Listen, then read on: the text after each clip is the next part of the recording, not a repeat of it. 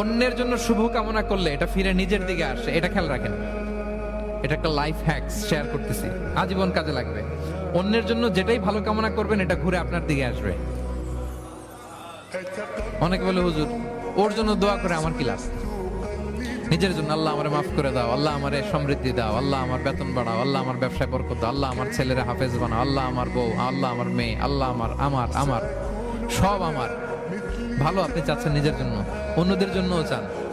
আল্লাহ আমার সব ভাইদেরকে মাফ করো, আল্লাহ আল্লাহ আমার গোটা মুসলিম উম্মাকে তুমি বরকত দাও, কল্যাণ দাও, নেতৃত্বে আসার তৌফিক দাও, আল্লাহ সবাইকে সুস্বাস্থ্য দাও। এটা ফিরে আপনার দিকে আসবে। অন্যের জন্য শুভকামনা বহুগুণ বৃদ্ধি হয়ে নিজের দিকে রিটার্ন করে। বিষ্ণু সাল্লাল্লাহু এটাই বলেছেন, মা মিন আবদিন মুসলিমিন ইয়াদউ লিআখিহি বিযাহরিল গায়বি ইল্লা ক্বালা লাহুল মালাকু ওয়া লাকা বিমিসলিন। কেউ যদি তার ভাইয়ের অনুপস্থিতি তার ভাইয়ের জন্য দোয়া করে, ফেরেশতারা ওই দোয়াটা তার জন্য আগে আগে করে। তাহলে অন্যের জন্য শুভকামনা করলে, দোয়া করলে লাভ না লস?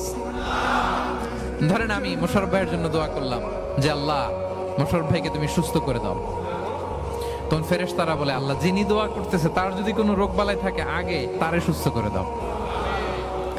ধরেন আমি বেলায়েত ভাইয়ের জন্য দোয়া করতেছি, আল্লাহ বেলায়েত ভাইয়ের এই সমস্যা আল্লাহ তুমি দূর করে দাও, ফেরেশতারা বলবে আল্লাহ যিনি দোয়া করতেছে তার যদি এই সমস্যা থাকে আগে তারে এটা দূর করে দাও। ধরেন আমি দোয়া করলাম আল্লাহ আমার এই ভাই, আল্লাহ সে গরিব,